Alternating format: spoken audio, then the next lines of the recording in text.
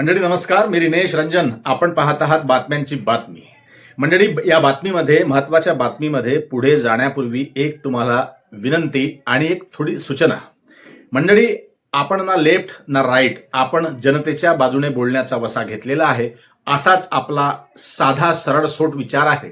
तुम्हाला पटलं तर नक्की व्हिडिओ बघा. जर तुम्हाला आवडलं नाही तर तुमची मर्जी, तुमचं स्वातंत्र्य, तुम्हाला लखलाभ. राम राम. मंडळी, बातमीमध्ये पुढे जाऊया. बातमी जरा आपल्याला आश्चर्यात टाकणारी असू शकते. त्याचं कारण असं आहे की जेएनझीचा पुन्हा विश्वासघात या सरकारने केलेला आहे. विश्वासघात कोणता केला तर ते तुम्हाला आज ऐकणं आवश्यक आहे. मंडळी, तुम्हाला ठाऊक आहे 20 जुलैला जंतर मंतरवरती कॉक्रोच जनता पार्टीच्या त्या मुलांना, त्या विद्यार्थ्यांवरती, त्या जेएनझीवरती लाठीचार्ज केला होता, अश्रुधूर फेकला होता आणि पॅलेट गन चालवले होते. आणि त्यानंतर मंडळी त्या आंदोलनाने पुन्हा वळण घेतलं होतं नवीन, आणि पुन्हा गर्दी जमली होती. आणि शेवटी 25 जुलैला धर्मेंद्र प्रधान यांचा राजीनामा सरकारने घेतला आणि ही मागणी कॉक्रोच जनता पार्टीची पूर्ण झाली होती. परंतु त्या दिवशी तुम्हाला ठाऊक असेल, आशुतोष रांका आणि सौरभ दास हे जे दोन प्रवक्ते आहेत सीजेपीचे, त्यांना बोलवून त्यांच्याशी जे पी नड्डांनी चर्चा केली होती आणि त्यांच्या मागण्या त्यांना विचारल्या होत्या. तर त्यांच्या 3 मागण्या होत्या मंडळी. पहिली मागणी होती की अर्थातच राजीनाम्याची, धर्मेंद्र प्रधानच्या. ती मागणी त्यांनी मान्य केली, तो राजीनामा घेतला. त्यानंतर दुसरी मागणी होती की ज्या विद्यार्थ्यांवरती, ज्या जेएनझीवरती FIR दाखल केलेले होते सरकारने आणि विनाकारण, तर ते FIR, त्या केसेस सगळ्या मागे घ्याव्यात, ते FIR सगळे मागे घ्यावेत, अशी एक मागणी होती. आणि दुसरी मागणी होती की जे 21 मुलांनी आत्महत्या केल्या विद्यार्थ्यांनी नीट पेपर फुटीच्या कारणामुळे, तर त्यांच्या कुटुंबाला 1 कोटी रुपयाची मदत सरकारने करावी. तर यापैकी एक मागणी सरकारने पूर्ण केली. कोणती? राजीनाम्याची. पण 2 मागण्या सरकारने अद्यापही पूर्ण केलेल्या नाहीत. आता हा 25 जुलै ते आजची तारीख, हे तुम्ही लक्षात घ्या की महिना उलटून गेलेला आहे. आणि त्यामुळे सीजेपीने वारंवार त्यांना विनंतीही केली, तशा बातम्याही प्रसारित झाल्या, पण त्यांनी मागणी मान्य केली नाही. अगदी त्यांनी ही गोष्ट सिरियसली ते घेत नाहीत असं सीजेपीच्या लक्षात आलं. त्यानंतर सीजेपीच्या राष्ट्रीय कार्यकारिणीची बैठक झाली दिल्लीत नुकतीच. तर त्या बैठकीत त्यांनी ठरवलं की आता पुन्हा 5 सप्टेंबरला आपला दणका दिल्लीमध्ये पुन्हा द्यायचा, जंतर मंतर सीझन 2. परंतु हे आंदोलन जंतर मंतरच्या शैलीचं होणार नाही. हा एक मार्च होईल. ज्याप्रमाणे निर्भया कांडमध्ये एक मार्च झाला होता पीसफुल, त्याप्रमाणे मार्च ते करणार आहेत, इंडिया गेट पासून तर पोलीस मुख्यालयापर्यंत. तर अशा प्रकारे हा विश्वासघात केल्यामुळे, आणि विश्वासघात करण्याची सवय भाजपला आणि त्यांच्या सरकारला आहे, हे 12 वर्षापासून तुम्ही जाणता मंडळी. भाषणांमध्ये बोलतात एक आणि करतात एक, असं अनेकदा आपल्या महाराष्ट्रात तुम्ही पाहिलं असेल कर्जमाफीच्या मुद्द्यावरून, की कर्जमाफीचं आश्वासन फडणवीसांनी दिलं आणि मग ते पूर्ण केलं नाही. असं एकच उदाहरण नाही, तर भारतात, देशात अशी अनेक उदाहरणं आहे की ते बोलतात एक आणि करतात एक. जे बोलतात ते करत नाही, खरे उतरत नाही, आणि असा सरळसोट विश्वासघात ते जनतेशी करतात. त्याचप्रमाणे विश्वासघात जेएनझीशी केला आहे.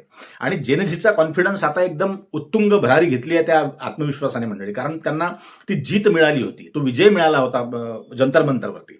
त्यामुळे आता पुन्हा नव्याने, कारण की अनेक लेकरांचे, अनेक जेएनझींचे, अनेक तरुणांचे फोन सीजेपीच्या कार्यकर्त्यांना येत आहेत. संस्थापक अभिजित दिपके यांनाही मेसेजेस येत आहे की जंतर मंतरवर आता पुन्हा केव्हा यायचं आहे.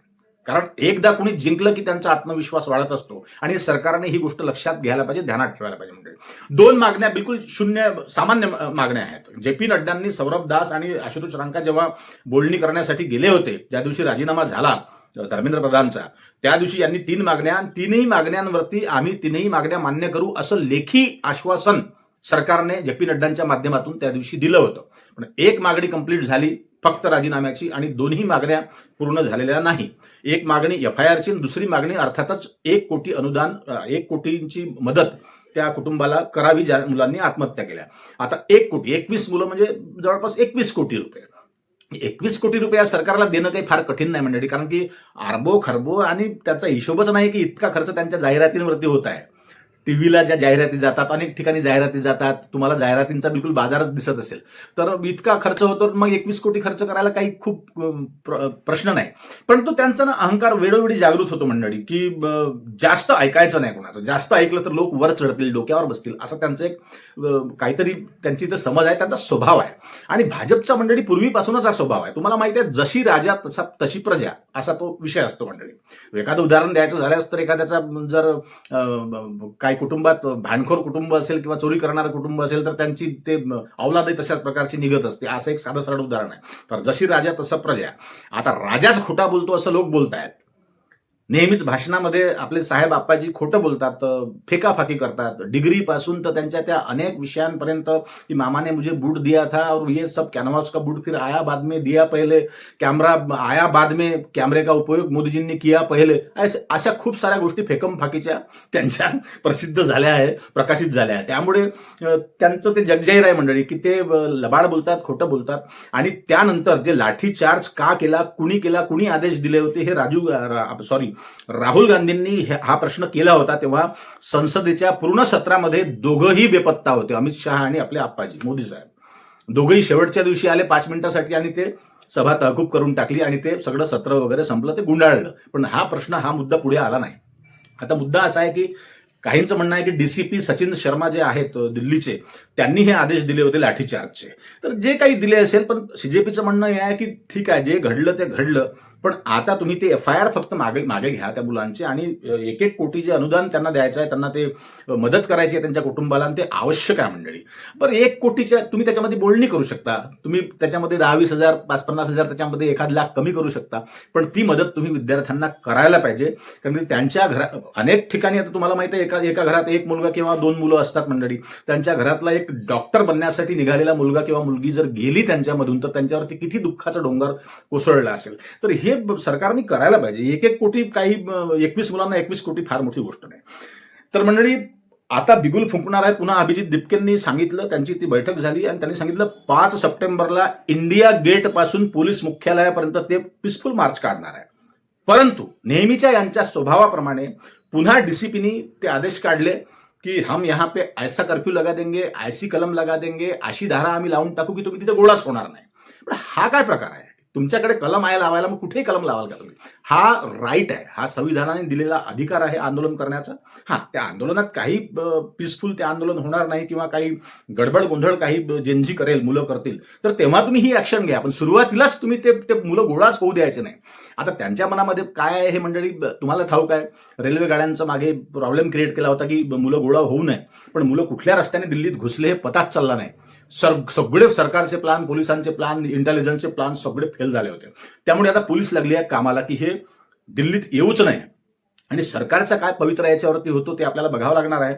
परंतु मंडळींना, जुनीच गोष्ट वारंवार त्याच गोष्टीला सुधारण्यामध्ये, तीच गोष्ट करण्यामध्ये सरकार वेळ खूप वाया घालवतं. जसं शेतकऱ्यांच्या कर्जमाफीबद्दल झालं किंवा अनेक गोष्टींबद्दल झालं. आश्वासन दिल्यावर ती गोष्ट कंप्लीट करायला पाहिजे आणि 1 महिना जाऊ द्या किंवा सांगायला पाहिजे, तसे अपडेट्स द्यायला पाहिजे. कुणाला? सीजेपीला, की आपकी जो मांगे थी, 2 रिक्वायरमेंट थी, वो कंप्लीट होने की है, हम ऐसा प्लान कर रहे हैं. पण ते बोलतच नाही, ते संपर्कच ठेवत नाही. त्यांना संपर्क ठेवला की ते खूप छोटे झाले असं त्यांना वाटतं की काय, असं आहे मंडळी. तर एकंदरीत भाजपाचा हा स्वभावच होऊन बसलेला आहे. स्वभाव मग वरूनच स्वभाव खालपर्यंत येत असतो. त्याचप्रमाणे कार्यकर्ते वागतात, त्याचप्रमाणे आमदार वागतात, त्याचप्रमाणे खासदार वागतात, त्याचप्रमाणे अधिकारी वागतात, त्याचप्रमाणे आबू टाबू बाबू ऑफिसातले ते तसेच वागतात. म्हणून म्हटलं की जशी राजा तशी प्रजा, असा ते सगळं वातावरण देशामध्ये पसरलेलं आहे. त्यामुळे सीजेपीचं, कॉकरोच जनता पार्टीचं हे आंदोलन खूप मोठं रूप घेऊ शकते दिल्लीत 5 सप्टेंबरला मंडळी. तर हीच माहिती तुम्हाला द्यायची होती मंडळी.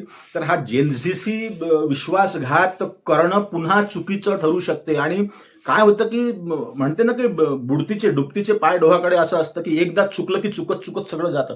तर कुठेतरी संयम ठेवून, कुठेतरी संयमाने ठेवून आपल्या लोकांशी बोलणी करून हा सगळा मुद्दा निकालात काढायला पाहिजे सरकारने, पण ते करत नाही. त्याचं कारण काय मंडळी तुम्हाला ठाऊक आहे ना? सायाची कालवड मायाचं गोरं, म्हणजे याला आयात केलं, त्याला आयात केलं, दुनियाभराचे पायलीचे 50 आपल्या पक्षामध्ये भरले वेगवेगळ्या विचारधारेचे, म्हणजे असा तमाशा सगळा होतो. म्हणजे कोणीच कोणाचं ऐकत नाही. महाराष्ट्राच्या राजकारणात तेच होत आहे.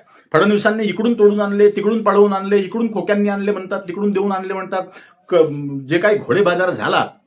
त्यामुळे मंडळी बघा, तुम्हाला आवश्यकता आहे लोकांची, आमदारांची, तर तुम्हाला नमतं राहावं लागतं, तुम्हाला तुमची मान खाली घालून राहावं लागतं. मग असेच संजय गायकवाडांसारखे लोक रात्रीला शिव्या देतात किंवा काही असे कारनामे करतात, तर ते ऐकत नाही. म्हणजे फडणवीसांचीही कमांड राहिलेली नाही. त्याचं कारण काय की एकसूत्री सरकार नाही आहे, केंद्रातही नाही इकडेही नाही, त्यामुळे यांचं काहीही चालत नाही.